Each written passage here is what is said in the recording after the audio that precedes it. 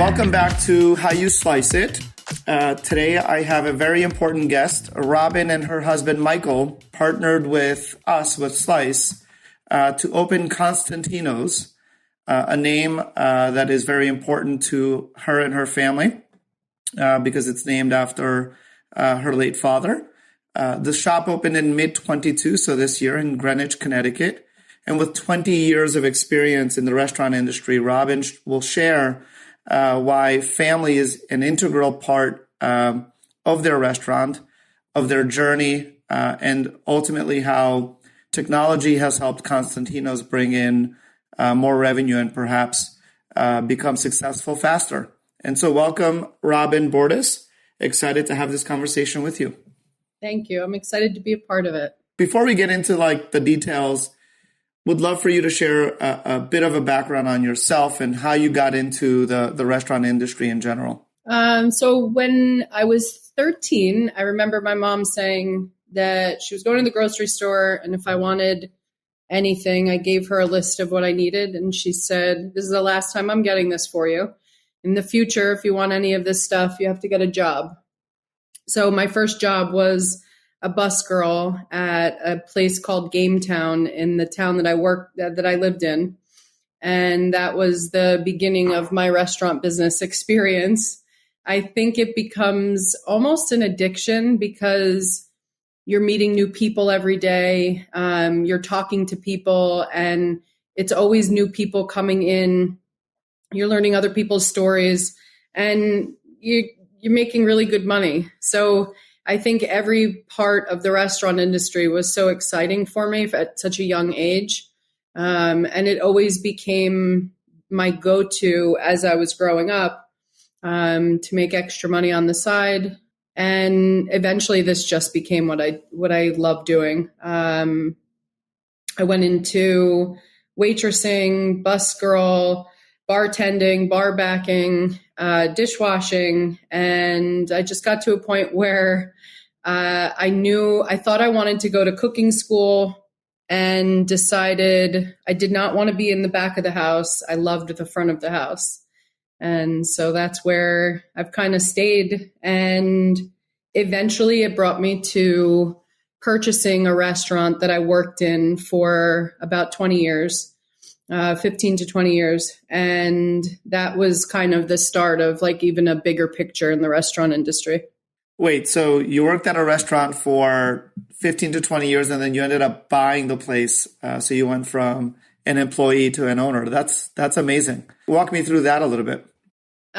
It was scary and terrifying and exciting all at the same time. So the previous owner of Villaggio's was a guy that I called Papalou. He was my boss for so many years and really great guy, but he was getting tired of the restaurant industry. He had been in it for almost 40 years. And so I said to him, "When you're ready to sell, let me know." And I don't know if he really took me seriously because I was a waitress there. And I think there was a part of him that wanted it to be sold to somebody within the company, but at the same time probably knew that it wasn't feasible financially. At the time, we kind of borrowed and from everybody in our family, and we wound up getting to almost to the finish line. We were short a certain amount of money, and I had shared stupidly, which is a good learning lesson in business. Somebody I'd run into said, "Hey, what's going on lately?" And I said, "We're trying to buy Villaggio's." And when they heard that, I thought that they were excited for me, which is part of my lesson, that not everybody's clapping for you. And fast forward a couple of weeks after that, and the bartender at Villaggio's gave me the heads up that somebody was coming in to meet with Papalou, and that somebody happened to be the person that I ran into at the farmer's market that I shared my excitement with, and they looked at it as an opportunity to get into that business before me because they were more liquid than I was. So I called my best friend. I've known her since preschool. I asked her if I could borrow the money I was short. She said yes.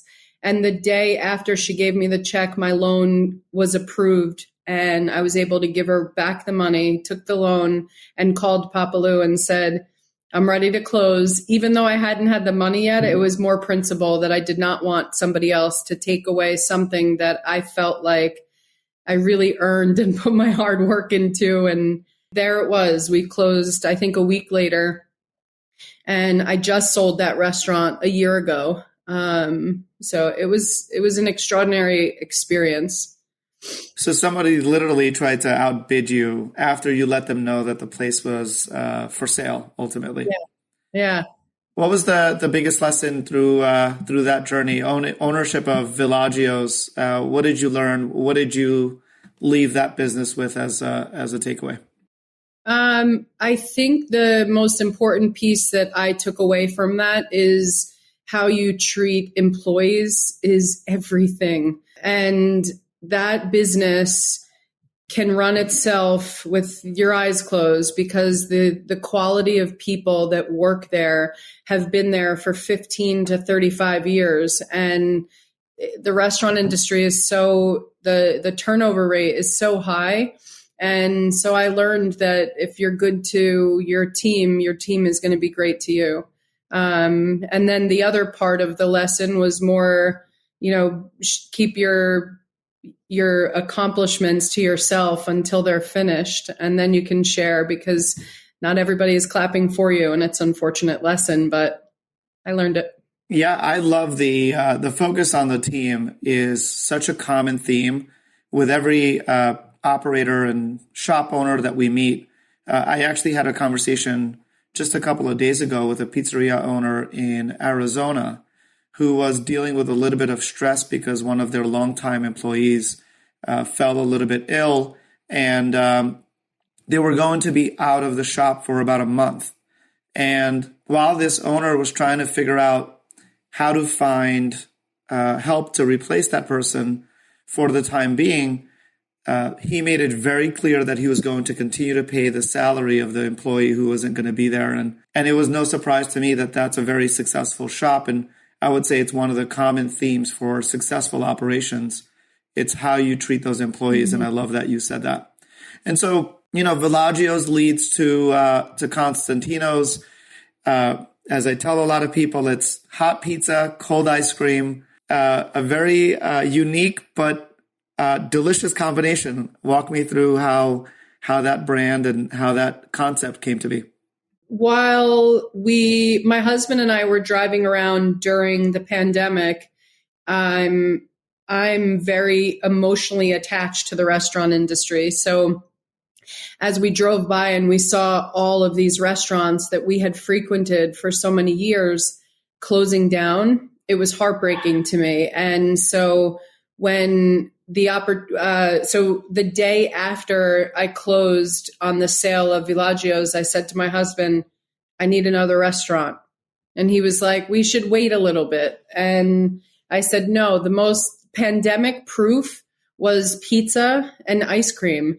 And it was like the comfort foods that were affordable, but also delicious. And so I planted a seed in his head that we wanted a restaurant, that I wanted another restaurant. And so while we were driving around and we would see during the pandemic all these businesses closing, it was heartbreaking for me because I knew what goes into a restaurant just in general. And while people were suffering with numbers and sales, and I was looking at the numbers at Villaggio's and the numbers were growing. And so while heartbreaking for others, we were continuing to be successful. So I did everything to give back to the community. I organized like pizzas to go to firehouses and police departments, hospitals.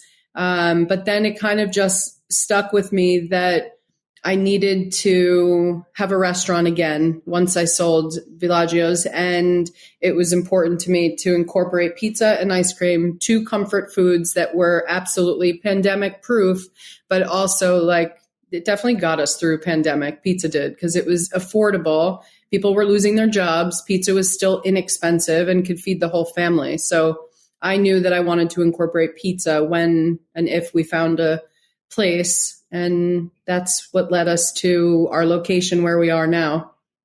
Yeah, and I've learned this. A lot of people ask me, why is Slice focused on pizza? And, my family, first and foremost, is in this business, has been in this business for a long time. But beyond that, the country, consumers across America have a special relationship with the product for the same reasons that you mentioned. And that's clearly shows in all the data that we look at. It's affordable, travels well, delicious, and certainly can feed a whole family with in under $20. So I love that. And regardless of food trends, a person that I really respect said something to me. Health trends come and go, food trends come and go, but there's always a line at an ice cream shop and a pizza shop. There's always room, for those two products. And then you opened up the place and you've really incorporated family across every element of the business. Even have gone as far as to name some dishes after family members, kind of treat your customers like family. You mentioned earlier you love the focus on the front of the house. Why is that so special to you? Walk us through kind of your belief system on that topic.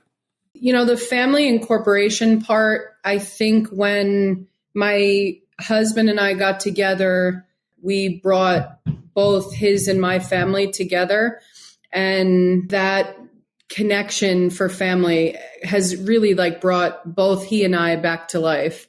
Without sounding too corny, it's really what it did for us. So if we can give that family feeling back to people that come into our place, then it gives people a place where they belong. I love the thought of when people come in, it feels like this is home for them.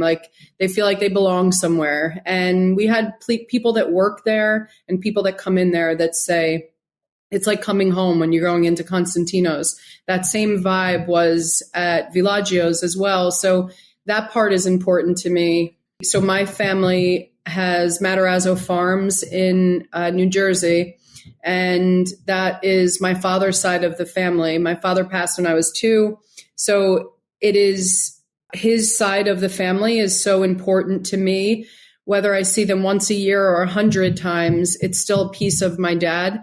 And so when I was getting remarried, it was important to continue my father's honor. And so my husband had said, let's name it Constantino's. And so the best way to pull my family's heritage into everything was to incorporate 100 years of family reunions that we've celebrated together, the farm, fresh produce that was grown, the hard work of my family. My uncle was a mayor in New Jersey for, I think, over 15 years. So there's such strong family ties and roots. And we brought that to Connecticut. And now when you walk in, you see pictures all over the world, all over the walls of my aunts and uncles and my dad, and the pizza boxes are created. It has my baby pictures with my brother and sister and my dad and uncles. So just the whole vibe is pulling everything family together. And I've had customers that have reached out just through text message and said, I love the family history that you've brought into Greenwich, and I can't wait to come in and give you a big hug. So there's such beauty when you incorporate family, but truly have a passion from your heart for it. And I feel like we've really brought that into the location where we are. And when people come in, my husband he builds restaurants and commissaries. So he's always been on that aspect of the restaurant business. So he's never been in running the registers and those types of things. So when we're there together, which is practically every night, he's the social butterfly that goes around and talks to every customer and introduces himself. So it's just incorporating people and making them feel like family with us. I mean, I'm not even there, and I feel like I'm there just listening to you describe that. And what a special way to really bring others into your shop and make them part of your family. So I love that. I know, through our partnership that it took many more months than we anticipated to launch Constantino's. This is a common theme that comes up as aspiring operators want to launch location 1, or even existing operators who want to launch location 2 or 3. Many have described the build-out process and the launching process of a new location, brick and mortar, as soul-crushing. Walk us through that experience and some of the lessons that I think others can apply in their journey as they open up a shop. So soul crushing, I would have resonated with in October when we thought we were opening. I think anger takes over first, but I'm glad that I'm in a place now where I understand why the town operates the way that it does. The criteria for opening and what they were looking for definitely put us back. The wait for specific things that we ordered pushed us back as well. I was definitely frustrated with the town at first, but I think in hindsight, when I look at it now, I understand that when we opened, we were absolutely perfect. And when I see the Board of Health coming in and having lunch at our place, I know we did okay. So I know we did a good job. And so, yes, it was very frustrating and the timing was long, but they have procedures. And so I understand it. It was soul crushing for sure, because we thought we were opening October. We signed a lease in July, and October was my farthest point out that I pictured. We didn't open until the following May. And as you know, and I think that we hired all of the employees in February, March, and that was again something that it was a pushback, but we kept them on payroll, and we did the right thing because we wanted to make sure that we took care of everybody and didn't give them false hope for jobs. So yes, gut wrenching, every word that you can come up with, but from a different perspective, I understand the level of and the reasoning behind the delay. So frustrating, but we are opening another location in the same exact town. So had I had been as frustrated at the beginning, I probably wouldn't have gone down that road, but I respect their process. So amazing. And I think the common lesson is whatever plan or schedule someone has, it would be smart to probably add a buffer of 3 to 6 months, because it almost always leads to that sort of timeline. Yeah, for sure. So you have a lot of experience buying property, turning the property into a successful, location. What is some advice? What do you look for when you spot a location in identifying it as the right place for a pizza shop or an ice cream shop?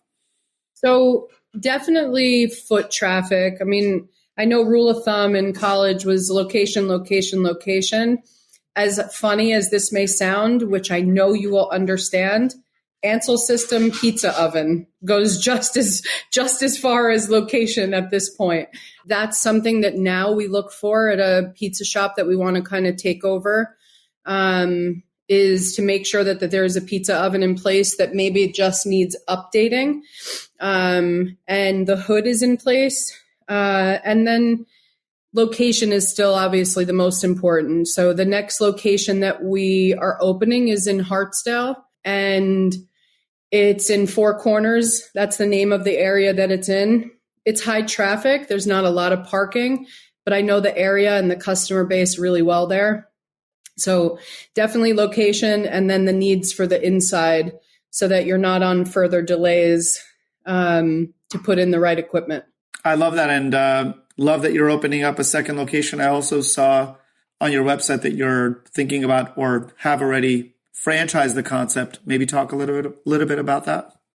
So that's in beginning stages right now. I think what my husband and I are really truly looking to do is something that kind of is mutually advantageous. So we want to kind of help business owners that are looking to get out of a lease, because they don't have the manpower or whatever it may be to keep that business going.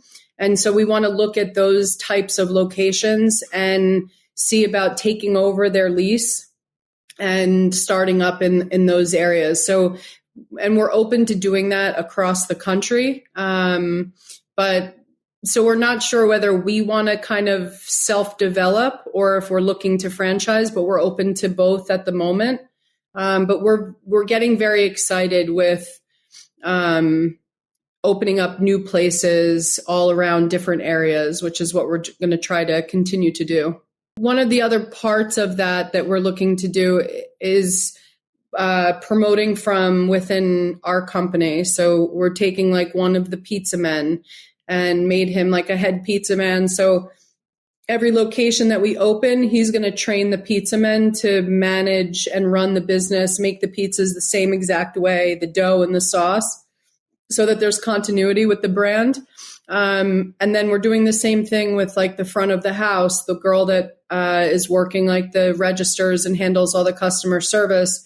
She's going to start training front of the house for any restaurants that we open up. So it's important for us to give back to the employees that work with us, because you know as well as I do that in the restaurant business, they spend more time with us than they do with their families. So it's important that there's promotions from within the business instead of looking outside for other staff as well.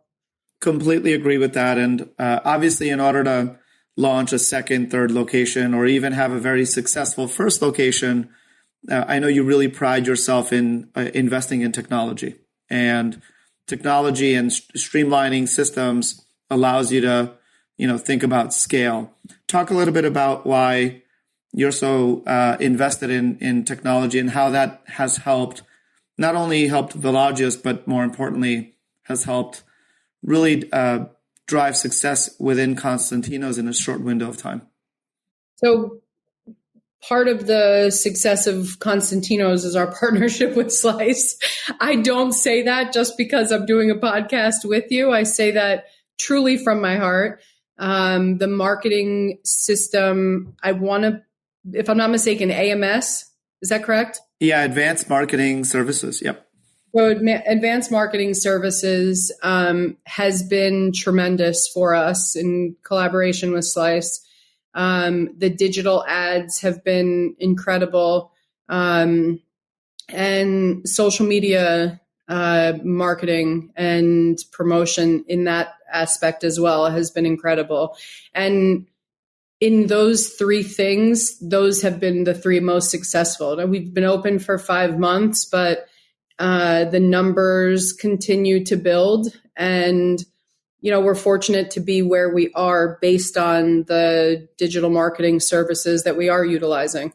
Yeah, and I think one of the things that has worked really well, I believe, is how those aspects feed into your point of sale system, which then allows you to serve customers in a streamlined way. And I think it's the true partnership approach that really is the number one driver of success, because as we work to continue to drive more and more new customers in, you and your team are working really well to make sure those customers are very happy. And that's been sort of a winning formula. But I'm really happy to hear that. What are some practical pieces of advice that you'd share with folks based on your experience with Villaggio and now Constantino's? Your sales at Villaggio went to over $1 million a year. I don't know if you know this, but the average independent pizza shop does about half that per year. But what are some of the best ways to drive revenue to your business? I think the most successful that has been is finding the slowest nights of the business and then utilizing more aggressive promotions for those particular nights. I know at Villaggio's we did like $2 off Tuesdays for pies. Tuesday was typically one of the slow days there. At Constantino's, we'll do like a 2-for-1 type of pints for ice cream pints on specific days that are slow. We do digital ads that we push more on like a Monday, Tuesday than we would on a Friday, Saturday. But those types of things have been the most effective for us. Any pieces of feedback in terms of pricing or quality of the food? How do you keep track of those aspects of the business, the foundational aspects of the business? Quality of the food, it's one thing I will not budge on. I do not price compare when it comes to meat, cheese. We know that there is one specific cheese that is the best cheese to use. It's Grande. And so that, as far as that goes, I don't change on that. But I don't know if there's necessarily like a system, but I just go off of our invoices versus like what we put into the computer. I don't have a science for it. Opening up a whole new place is such a whirlwind experience. What were some of the points of anxiety or concerns you had the day that you were opening up the store? I know there was an amazing grand opening, but did you go through any sort of thoughts about, is anyone going to show up? Are they going to like my food? What are some of those emotions you can walk us through? Because I think so many people go through similar experiences. I was definitely nervous about the turnout, which wound up to be phenomenal. I did not do extensive research. I was not aware that there was a school right down the street from us. So the first day we opened, I left to go to my office. And I came back at 3 just to check in, and the entire dining room was full of kids, and they were all eating ice cream and pizza, and I just started crying as soon as I saw them. So I think just the level of advertising that we did kind of brought everybody in there. My anxiety definitely came from hiring, which that was one thing that I absolutely learned was to stick with my guns, which I did. Most people that came in, I would say it was a 50-50, where 50% came in and they had great work ethic and they wanted a job and there was no question. And so those guys I loved and we hired. Then there was the people that were looking for work but wanted to cut corners, and those were the people that drove me up a freaking wall. So it was more kind of sticking to my guns and not being desperate to fill the positions that I needed filled. Eventually it works out. It always does. So I think there was a level of stress and anxiety based on that. And then day of, hoping that everybody shows up for work. I got jaded for sure, because at Villaggio's, the staff was there for 30 years. So, they're showing up, there's no problem. You can come in late. At, our place, I had one pizza man that came from Villaggio's with me. And I had 2 girls that came from a previous company of mine to work with me. So I knew for sure that 3 people were showing up. But the rest was, you worry about the work ethic of people these days. And I reward and celebrate the ones that show up every day because they have the work ethic that is the same mind of my husband and I. And that's important to me. Has anything surprised you so far in operating Constantino's? Yes. Yeah. We transitioned from one chef to another, and the one chef, when we let him go, he said that the other chef is coming with him, and that was a final. And so I texted the other chef and, I said, you would be a big loss to us. We hope that you stay. And so I think he was surprised, the chef we let go, when he came to collect his things and gave the new chef a ride the next day. And he was looking for him because he thought he was leaving with him. He didn't know he was staying. So I think people's work ethic and negotiating skills surprised me for sure. And vendors as well. We work with one distributor, Napoli, and our rep for Napoli came to me before we opened, and they said, I want to work with you. Give me your menu and I will write every single ingredient for every single menu item, and it'll put together an order sheet for you. And so the next distributor that came in that wanted our business said, "What can I do for you? We want to get your business." And I said, "Will you put together a whole list of all the ingredients I need?" And he said, "I guess." And so I gave him my menu. He left. I never heard from him. So I gave my business to the person that had the same work ethic as my husband and I, because I think those people should be celebrated. And Agreed. Shared values is the best way to work with people. Last question for you. Of all the advice that you, and we can spend here all day, and your advice would go a long way to operators or aspiring operators, what is the one most important piece of advice you'd give somebody who's listening to this and operating a pizza shop today? I think the most important thing that sticks out for me now is I understand that pricing fluctuates drastically from time to time, but that should never change the quality of food that you're putting out on the table for people, because I think that's the biggest mistake that people can make in business, is going for the cheaper chicken as opposed to the, no antibiotics ever chicken, because you're going to save $1. I think that's the biggest piece of advice, because it does change the quality and taste of the food. And that's the reason that people decide to come back to your establishment. A very important piece of advice. Never sacrifice on the product, because at the end of the day, that's what people come to you for. That's ultimately why you exist. And I love that advice.